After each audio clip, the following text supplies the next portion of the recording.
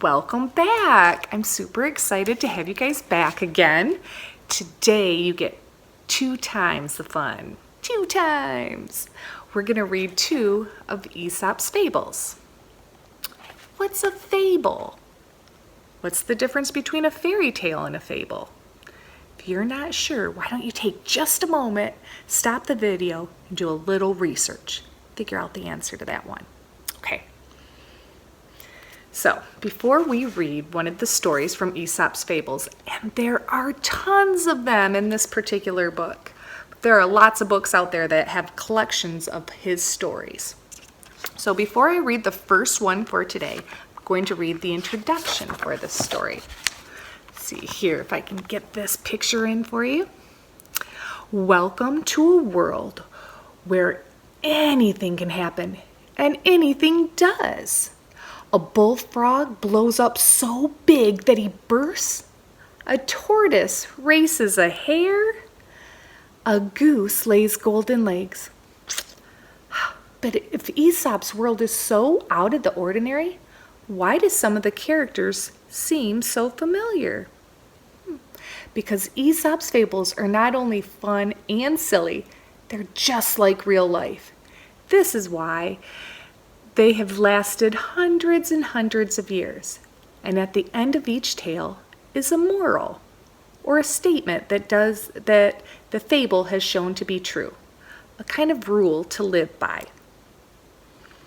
There are some very famous morals inside this book, including slow and steady wins the race, to each his own, and be yourself. Generations upon generations have heeded these wise words, and so can you. So turn the page and leap into the world of Aesop. He's waiting for you. Okay, so what we've done is on band, you can actually find a printout of this, where inside the first picture frame, you can write the setting of the story. And you can do this for any story that you read. The setting is where it happens. So you'll have to draw a picture in the first picture frame of our first story, which I'll introduce to you in just a moment. Within the second picture frame, we're going to have the main characters. So you get an opportunity to draw the pictures of the main characters. For our story, our very first story, we have The Crow and the Pitcher. So let me go ahead and see if I can get you to see this picture. Here we go. The Crow and the Pitcher. A crow, after flying many miles, becomes terribly thirsty. She searched everywhere for a place to drink, but found nothing.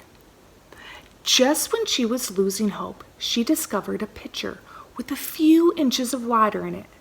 At last, she said, "I'm saved." She tried to take a sip of the water, but her beak was too short, and the pitcher was too narrow. She considered the problem for a long time. If I break the pitcher or knock it over, the water will spill, and I will be no better off than before. There must be a solution.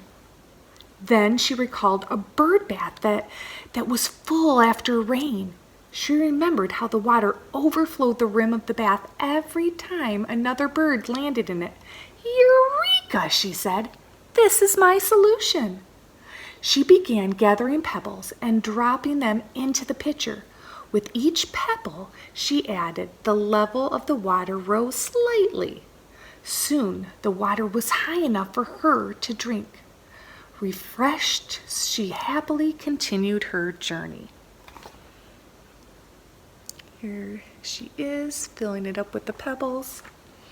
And the moral of this story, the story of the crow and the pitcher, is with a little planning, you can gain what at first seems impossible.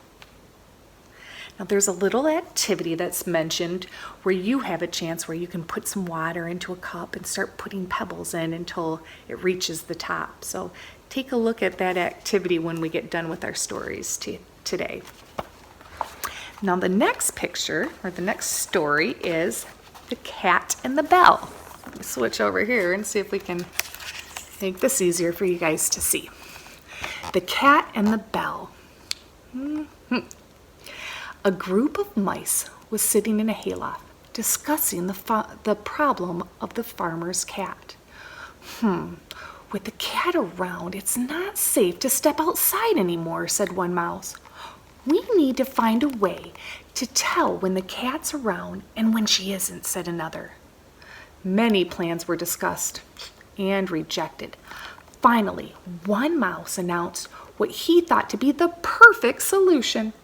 The problem with the cat is that she's so quiet, said the mouse. What if we tie a small bell around her neck so that every time she moves, the bell will tinkle? That way, we'll always know where she is.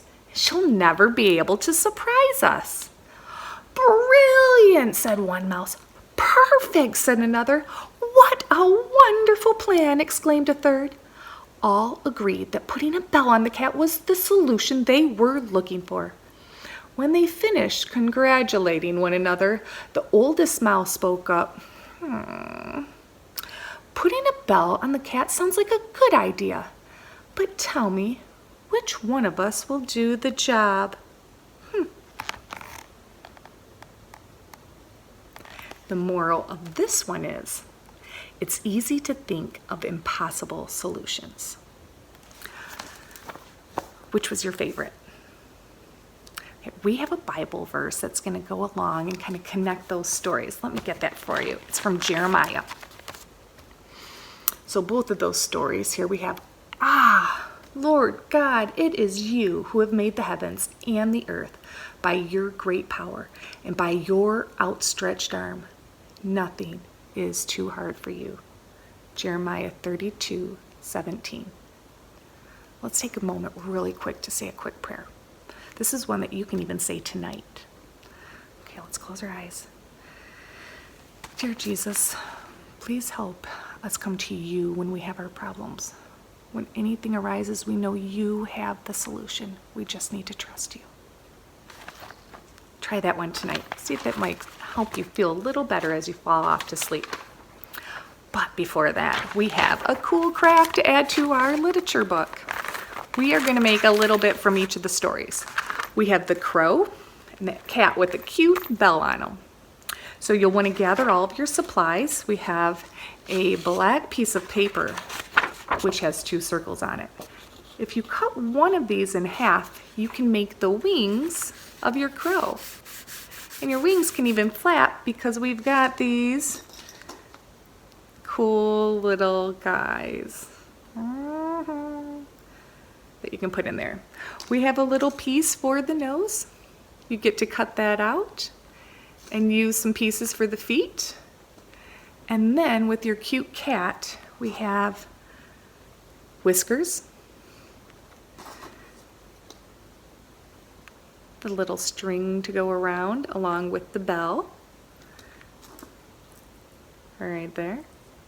Make your kitty cat and crow as cute as you would like. You're going to cut out one of the paper plates to make the shape of the cat. Okay, and I do have a few other questions here. When we think about the crow in the picture, did the crow have a solution to his problem? And did that solution work? Then let's talk about the mice in the cat and the bell. Did the mice have a solution? Did that one work? The last question I want to leave you guys with, is there ever a problem that is too hard for God to solve? I don't think so. Okay, so please stay safe, enjoy your time with your family, and I'm excited to see you guys again next week.